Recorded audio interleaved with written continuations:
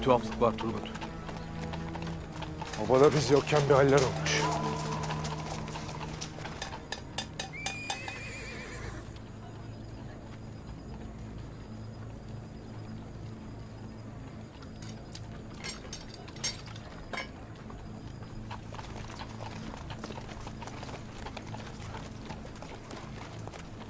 Beyim, Tuğtekin haklıymış. Hamza hain çıktı. Ne oldu? 12 Alp'in o yana götürmüş. Vay şerefsiz. Onun yüzünden Abdurrahman'ı da hain belediler.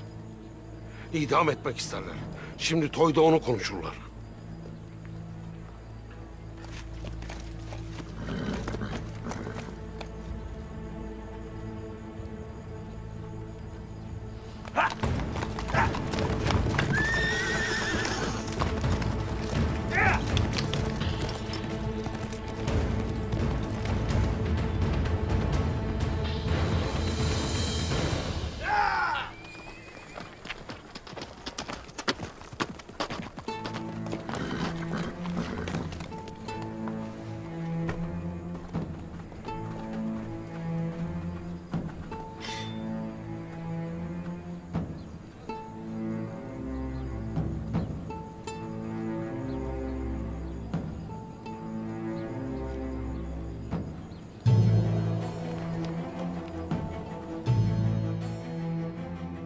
Beylerim, bu işin sonunda hiç hayır görmem. Hemen tedbir alınmalı. Tedbir almakta geç kalmadınız beyim. Hala şansınız vardır. Toya böyle destursuz girmekte nereden çıktı Ertuğrul? Adalet ararken intikam almak nereden çıktı dayı?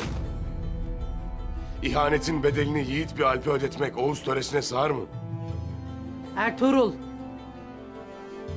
Burada ne yapacağımızı konuşuyoruz. Henüz bir şeye karar verilmiş değil. Beyler öfkelerinin bedelini ödetecekler ana. Bir kurban isterler. Kurban da Abdurrahman olacak. Buna müsaade etmem. Bunlar hep senin inadın yüzünden oldu. Şimdi de kalkmış bize ahkam kesiyorsun.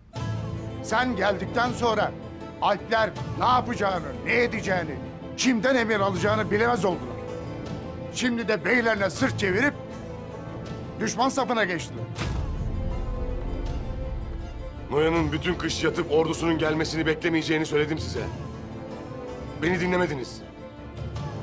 Siz burada kafanızı gömmüş beklerken Noyan çoktan savaşı başlattı bile.